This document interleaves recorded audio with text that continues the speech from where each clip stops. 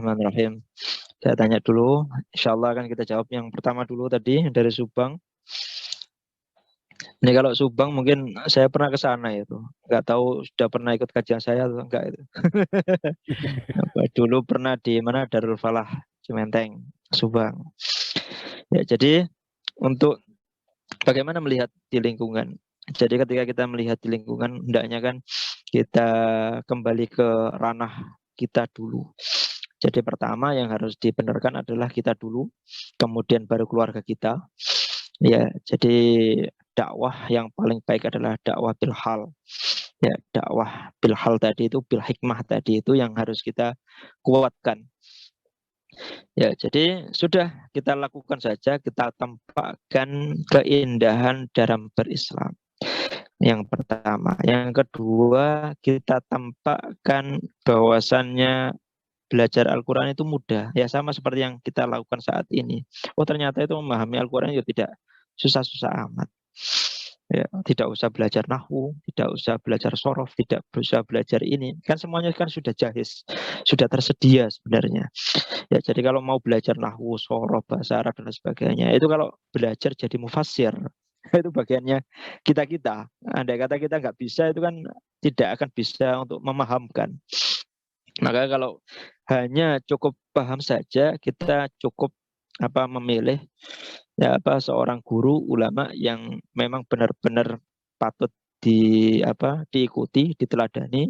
Nah, kita cukup mengambil sanad keilmuan dari beliau. Nah, itu yang kedua. Yang ketiga adalah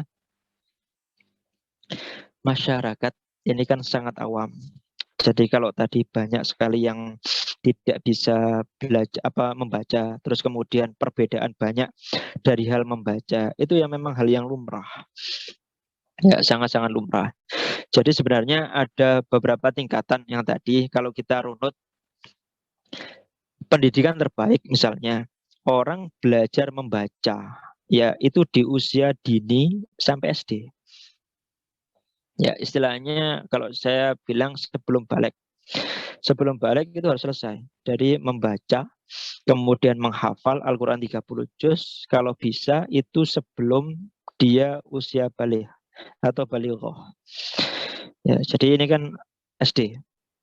Kemudian di ranah pemahaman, ini bisa di tingkat SMP dan SMA.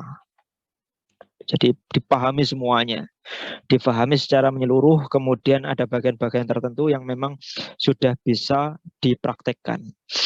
Kemudian setelah selanjutnya itu ya amaliyah terus sampai nanti sampai saya misalnya kita semuanya sampai mati meninggal nanti ya tidak boleh lepas dari amaliyah Al-Qur'an.